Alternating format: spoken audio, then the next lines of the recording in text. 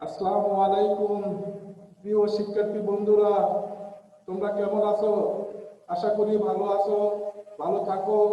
এই শুভকামনায় আজকের content video class শুরু করছি। আজকে আমরা একাদশ শ্রেণীর অর্থনীতি প্রথম পত্রের ক্রমহ্রাসমান প্রান্তিক উৎপাদন বিধি এই বিষয় নিয়ে আলোচনা করব। আমরা গত ক্লাসে মোট, গড় ও প্রান্তিক উৎপাদনের সম্পর্ক এই বিষয় নিয়ে আলোচনা করেছিলাম। আশা করি গত ক্লাসের মতো আজকেও তোমরা সহযোগিতা করবা, মনোযোগ সহকারে ক্লাসটি উপলব্ধি করার চেষ্টা করবা। আমাদের এই ক্ষুদ্র প্রয়াস যদি তোমরা উপলব্ধি করতে পারো তাহলে সার্থক হবে। তো শিক্ষার্থী বন্ধুরা, তোমাদের সকলকে শুভেচ্ছা জানানোর জন্য ক্লাস শুরু করছি।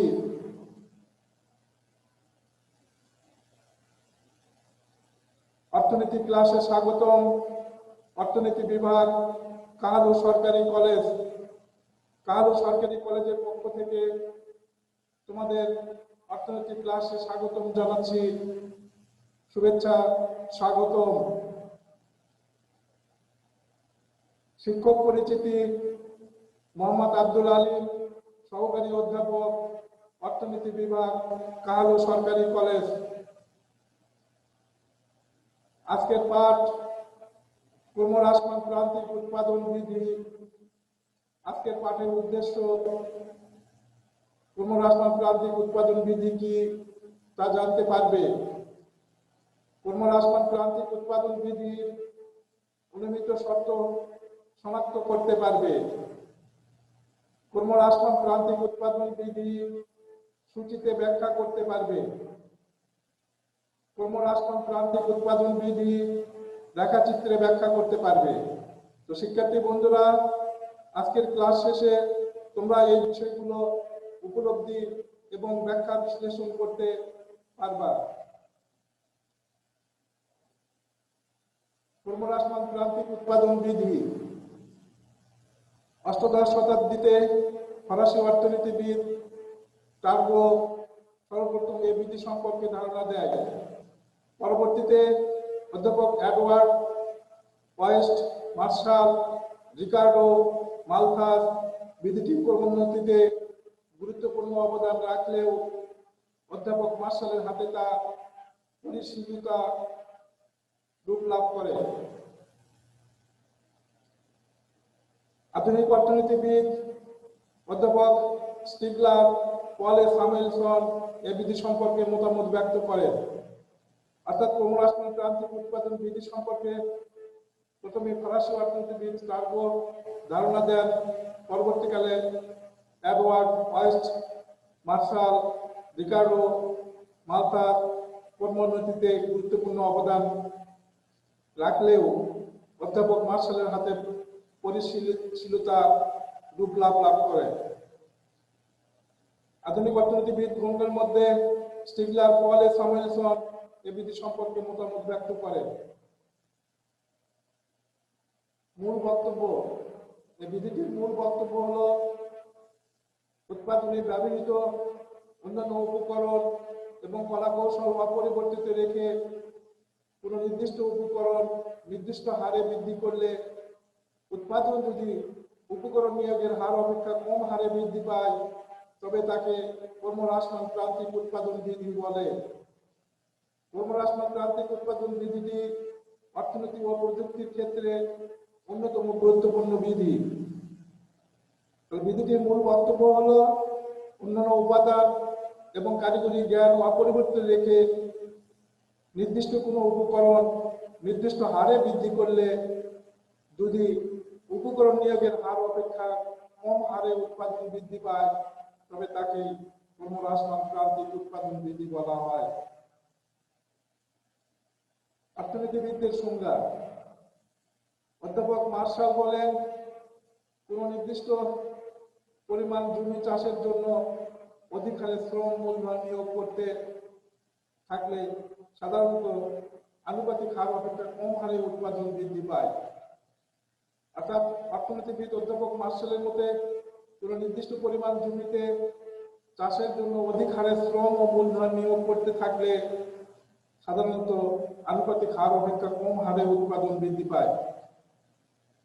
অধ্যাপক বেনহাম বলেন, অন্যান্য অবস্থা স্থির রেখে উৎপাদনের একটি সংমিশ্রণের মধ্যে যদি কোনো একটির অনুপাত বৃদ্ধি করা হয়, তবে এরূপ বৃদ্ধির ফলে একটি নির্দিষ্ট বিন্দুর পর প্রথমে সেই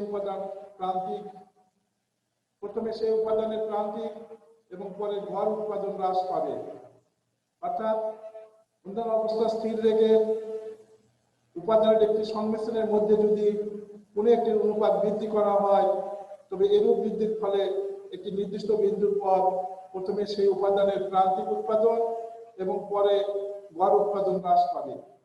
অর্থনীতিবিদদের সংজ্ঞা থেকে আমরা এটা উপলব্ধি করতে পারি, অন্যান্য উপাদান স্থির রেখে যদি নির্দিষ্ট হারে কোনো উপাদানের নিয়োগ পরিবর্তন বা বৃদ্ধি করা হয়, তাহলে উৎপাদন আনুপাতিক হার অপেক্ষা কম হারে বৃদ্ধি পাবে।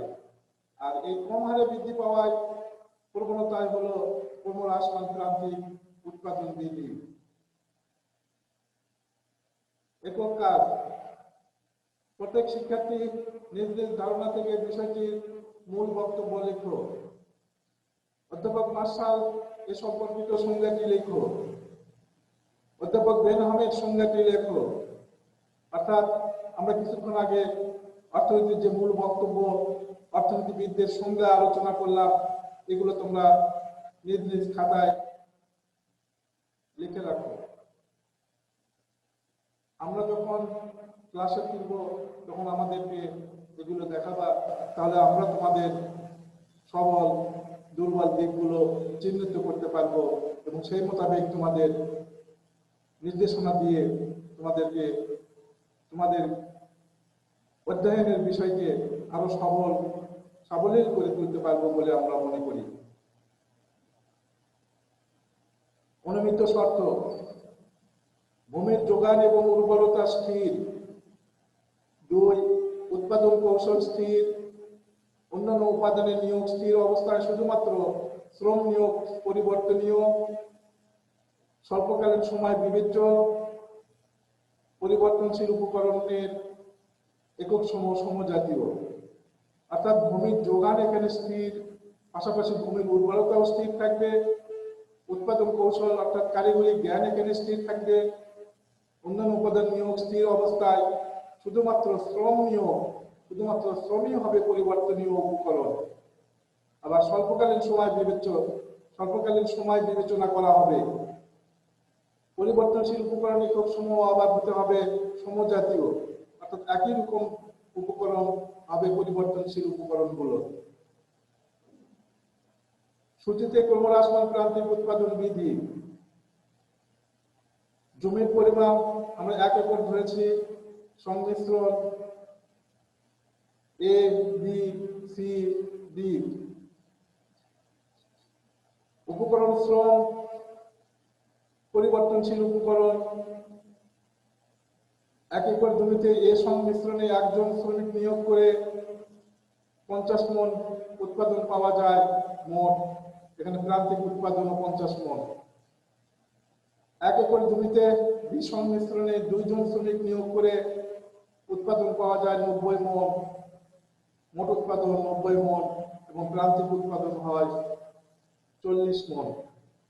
অপরপক্ষে সি সংমিশ্রণে 1 একর জমিতে 3 জন শ্রমিক নিয়োগ করে মোট উৎপাদন হয় 120 মণ, প্রান্তিক উৎপাদন হয় 30 মণ। অপরপক্ষে ডি সংমিশ্রণে 1 একর জমি ব্যবহার করে 4 জন শ্রমিক নিয়োগ করে 140 মণ উৎপাদন পাওয়া যায়, প্রান্তিক উৎপাদন হলো 20 মণ। এখানে দেখা যাচ্ছে উৎপাদন বৃদ্ধি পাচ্ছে ঠিকই, কিন্তু উৎপাদন বৃদ্ধির হার ক্রমহ্রাসমান। অর্থাৎ প্রান্তিক উৎপাদন এখানে দেখা যাচ্ছে 50 থেকে 40, 40 থেকে 30, 30 থেকে 20 হচ্ছে।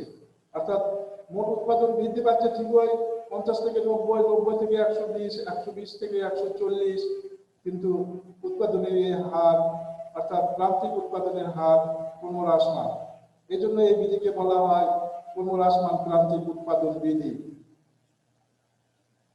সূচিটির বিশ্লেষণ। সূচিতে দেখা যায় কোনো নির্দিষ্ট পরিমাণ জমিতে নির্দিষ্ট হারে শ্রমের নিয়োগ বৃদ্ধির প্রেক্ষিতে এ, বি, সি ও ডি সংমিশ্রণে মোট উৎপাদন 50, 90, 120 ও 140 মন তথা ক্রমহ্রাসমান হারে বৃদ্ধি পায় এবং প্রান্তিক উৎপাদন এমপি ক্রমহ্রাসমান হারে যথা 50 মন, 40 মন, 30 মন এবং 20 মন হয়। অর্থাৎ এখানে উপকরণ নিয়োগ নির্দিষ্ট হারে হলেও উৎপাদন ক্রমহ্রাসমান হারে বৃদ্ধি পাচ্ছে, বিধায় প্রান্তিক উৎপাদন ক্রমহ্রাসমান হয়েছে। তাই এই বিধিটি হলো ক্রমহ্রাসমান প্রান্তিক উৎপাদন বিধি। রেখাচিত্রে ক্রমহ্রাসমান প্রান্তিক উৎপাদন বিধি।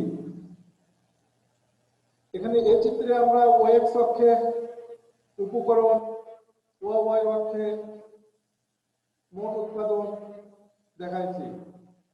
টিপি হলো মোট উৎপাদন রেখা। এখানে শ্রমের নিয়োগ যখন 1 একক মোট উৎপাদন তখন 50 একক।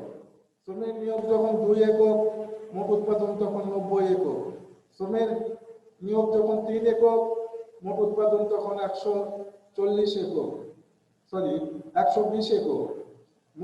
শ্রমের নিয়োগ যখন 4 একক মোট উৎপাদন তখন 140 একক। এদের সমন্বয় সূচক বিন্দু যোগ করে আমরা যে টিপি রেখাটি পেয়েছি এটাই হলো মোট উৎপাদন রেখা। এই রেখায় আমরা যদি বিশ্লেষণ করি এ থেকে বি, বি থেকে সি, সি থেকে ডি, এই গ্যাপগুলো যদি আমরা পর্যালোচনা করি তাহলে প্রথমে আমরা দেখব ও থেকে এ এই গ্যাপটি সবচেয়ে বড়, তারপরে এ থেকে বি এই গ্যাপটি তার চেয়ে ছোট এবং বি থেকে সি এই গ্যাপটি এ বি চাইতে ছোট, আবার সিডি গ্যাপটি বিসি চাইতে ছোট। তার মানে এখানে উপকরণ কিন্তু একই হারে বৃদ্ধি করা হয়েছে। উপকরণ একই হারে বৃদ্ধি করা সত্ত্বেও উৎপাদন এখানে প্রথমে বেশি, তারপরে কম, তারপরে আরো কম বৃদ্ধি পেয়েছে। অর্থাৎ উপকরণ যে হারে নিয়োগ করা হয়েছে উৎপাদন সেই নির্দিষ্ট হার অপেক্ষা কম হারে বৃদ্ধি পেয়েছে। তাই এটি হলো ক্রমহ্রাসমান প্রান্তিক উৎপাদন বিধি। এই ক্ষেত্রে প্রান্তিক উৎপাদন বি চিত্রে আমরা দেখাইছি। এই চিত্রে ও এক্স অক্ষে উপকরণ এবং ও ওয়াই অক্ষে প্রান্তিক উৎপাদন দেখানো হয়েছে। এখানে আমাদের প্রথম একক শ্রম নিয়োগ করে আমরা উৎপাদন পেয়েছি 50 একক, অর্থাৎ 1 একক শ্রম নিয়োগ করে উৎপাদন পেয়েছি 50 একক। দ্বিতীয় একক শ্রম নিয়োগ করে আমরা উৎপাদন পেয়েছি 90 একক, তো প্রান্তিক উৎপাদন আমরা পেয়েছি 40 একক। তৃতীয় শ্রমিক নিয়োগ করে আমরা উৎপাদন পেয়েছি 120 একক, অর্থাৎ প্রান্তিক উৎপাদন আমরা পেয়েছি 30 একক। অনুরূপভাবে চতুর্থ একক শ্রমিক নিয়োগ করে আমরা উৎপাদন পেয়েছি 140 একক, অর্থাৎ আমাদের চতুর্থ একক নিয়োগ করে প্রান্তিক উৎপাদন হয়েছে 20 একক।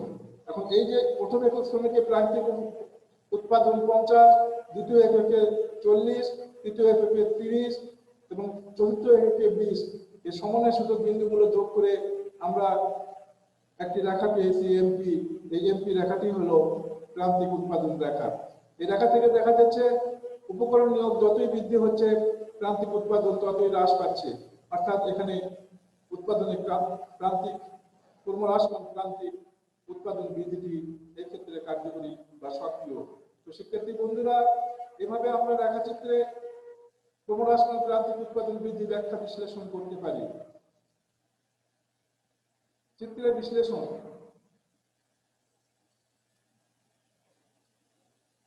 চিত্রে ভূমি অক্ষে উপকরণ সংমিশ্রণ নিয়োগ, লম্ব অক্ষে এ চিত্রে মোট উৎপাদন এবং বি চিত্রে প্রান্তিক উৎপাদন নির্দেশ করে। তালিকায় প্রদত্ত মানসমূহকে প্রয়োজনীয় পরিমাপ গ্রহণ করে চিত্রের রূপ দেওয়া হয়। লক্ষণীয় যে এ চিত্রে নির্দিষ্ট হারে উপকরণ শ্রমিক নিয়োগ বৃদ্ধির প্রেক্ষিতে মোট উৎপাদন টিপি ক্রমহ্রাসমান হারে বৃদ্ধি পায়, ফলে বি চিত্রে প্রান্তিক উৎপাদন এমপি ক্রমহ্রাসমান হয়। অর্থাৎ উৎপাদন ব্যয় বৃদ্ধির অনুপাতে উৎপাদন বৃদ্ধির পরিমাণ ক্রমহ্রাসমান হয়। এরূপ প্রবণতাকে ক্রমহ্রাসমান প্রান্তিক উৎপাদন বিধি বা ক্রমবর্ধমান প্রান্তিক খরচ বিধিও বলা হয়। দলীয় কাজ, পরিমিত সংখ্যক শিক্ষার্থী নিয়ে দল গঠন করে নিচের কাজসমূহ করো। অর্থাৎ তোমরা তোমাদের আশেপাশে বন্ধু বান্ধবদেরকে নিয়ে একটা পরিমিত সংখ্যক দল গঠন করবা, 5 থেকে 7 জনের ভিতরে, অথবা তোমাদের নিকট যে বন্ধু বান্ধবগুলো রয়েছে তাদের পরিমিত সংখ্যা নিয়ে একটি দল গঠন করবা।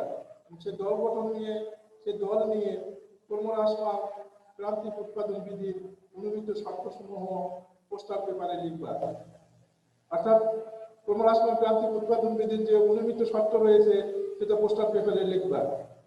বিধিটির কাল্পনিক তালিকা প্রকাশ করো। পোস্টার পেপারে বিধিটির একটি কাল্পনিক তালিকা তৈরি করবা। তৃতীয়ত, উক্ত তালিকা থেকে বিধিটির রেখাচিত্রের রূপ দাও। পোস্টার পেপারে তোমরা ওই তালিকা থেকে বিধিটির রেখাচিত্র অঙ্কন করবা।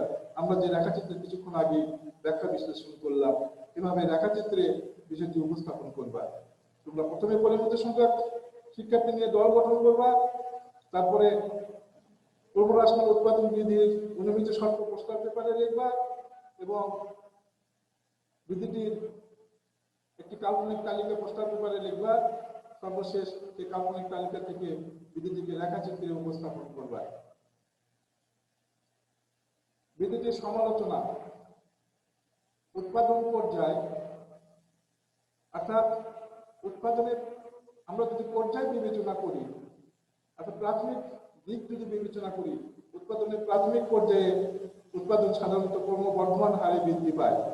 অর্থাৎ উৎপাদনের প্রথম পর্যায়ে এই বিধিটি কার্যকরী নাও হতে পারে, কারণ প্রথম পর্যায়ে উৎপাদনের উপকরণগুলো দক্ষতার সাথে ব্যবহৃত হয়, বিধায় উৎপাদন ক্রমবর্ধমান হারে বৃদ্ধি পায়।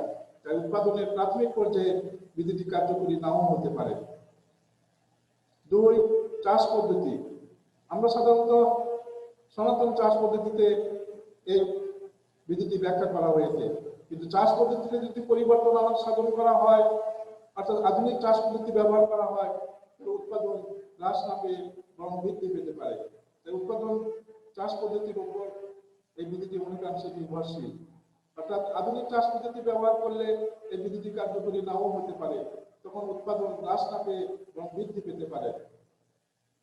অন্য উপাদানের পরিমাণ, শুধুমাত্র আমরা এখানে শ্রমের পরিবর্তনের কথা বলেছি উৎপাদনের উপকরণ হিসেবে বা উৎপাদনের উপাদান হিসেবে, কিন্তু উৎপাদনের শ্রমের সাথে যদি অন্যান্য উপকরণের নিয়োগ যদি বৃদ্ধি করা হয়, সার, বীজ, কলা কৌশল, এগুলো যদি পরিবর্তন করা হয়, তাহলে উৎপাদন হ্রাস না পেয়ে বৃদ্ধি পেতে পারে।